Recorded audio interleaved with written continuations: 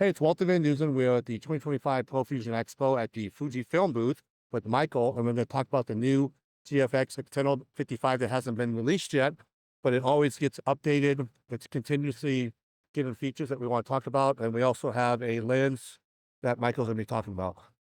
Yeah. Hey, thank you, Walter. You're welcome. Yeah, the camera, this is early November. The camera, as far as we know, is going to come out sometime before December 1st, thereabouts. It has definitely now finally become a workable camera.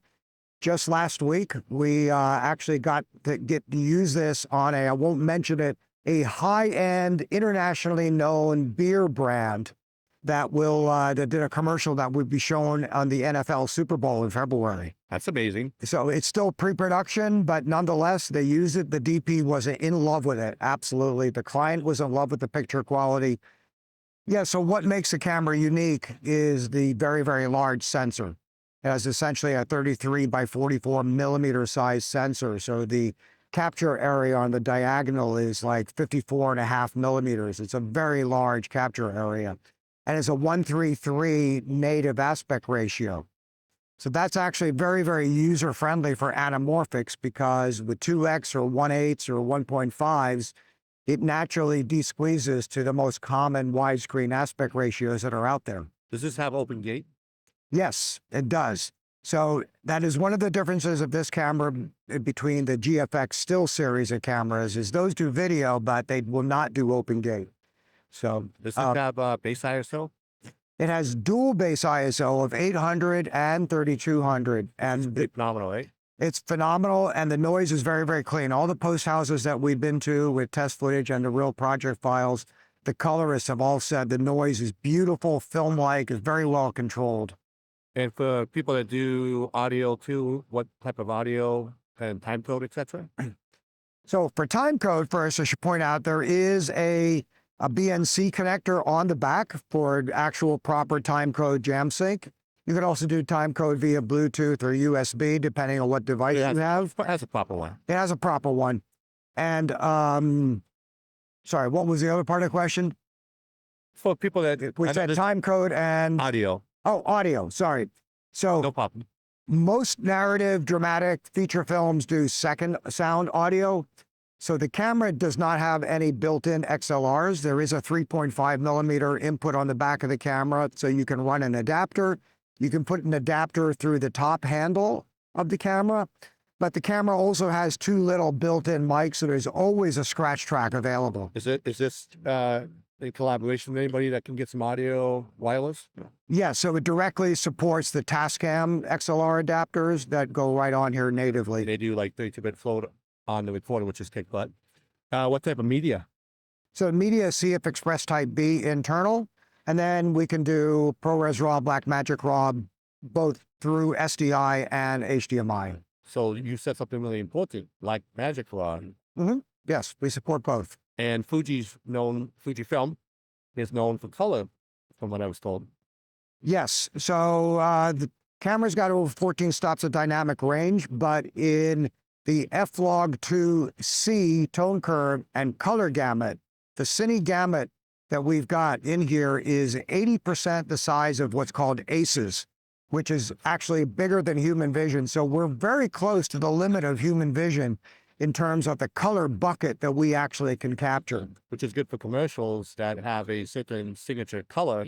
This can capture. Well, not just for commercials, but for anything, because when you do get into post, if you do need to manipulate things around, the fact that we've already got such a large bucket gives you a lot more flexibility and more accuracy. And you have some new lenses, I heard. So Newer. yeah, so the native mount on the camera is what's called the G mount. So that means we can use any of the large format GF lenses that we have. So you could do autofocus if you want. This happens to be a new lens that will be coming out with the camera at the same time. They're separate, but it's a 32-90 T3.5, but it is a power zoom. So it has internal servo motors, so I can zoom it off the top handle or off. Yeah, I can zoom it, or I can focus it, or I can control the iris off the camera itself. With no attachments. With no attachments. That's correct. You also have, when we take the lens off, you were very excited about the locking mechanism for mounting the lens. I remember that from NAB. Yeah, it's not a big thing to be excited about, but it's a nice feature. So there's a lever here. I don't really need it with the native mount, but if you were to use third-party adapters, and the camera does come with a PL adapter as well, but if you were to use third-party adapters or heavy lenses, this lever here on the top cinches in the whole thing, so there's zero wiggle. Which is no sort of cool. Yeah. And you also have, there's 1, 2, 3 screens? So it comes with this 5-inch monitor that's 2000 nits brightness. Which is huge. That comes with it. These screens on the side, these what we call the sub-monitor screens, are information only. These are how you access the menus and the features. There's no playback on those side screens, but information on both sides. They are exactly mirrored on both sides of the cameras. That'd be like when it first AC, right? Is that what they call it? Yeah, so the screens and the buttons are both mirrored. However, there is a lock switch. So if you don't want to accidentally hit the buttons on the right side or the left, you can lock it. How about tally lights? There is the rec button in the front here and the rec button on the side. They will glow red when you record. How about battery? So battery native is V-mount. You can get gold mount adapters through other companies already on the market. They're already out there, and power bars and stuff like that. However, this camera is unique and it does have something in that. So right now, I'm going to unplug the DC adapter. So I'm running off the V-mount. So if you watch, I will pull the V-mount, but you will see the camera actually does not go dark. So the camera stays powered on, and now I pop the battery back on and it should come back to life within a matter of seconds. There it goes. I never shut it off because we have, whoop, get it, pop it out. We have an internal camera battery. Is this Fujifilm branded, or is it like a generic brand? Well, you can use a generic brand. This is the Fujifilm 235 battery you find in most of our cameras now. Yeah. And then pretty much hot swapping. Exactly. Anything about the screen that you love? It's just that it's bright. It gives you plenty of information. You can customize how much is on the surround if you want. It is, we don't have false color in the camera. We have waveform and vector scope, all that kind of stuff.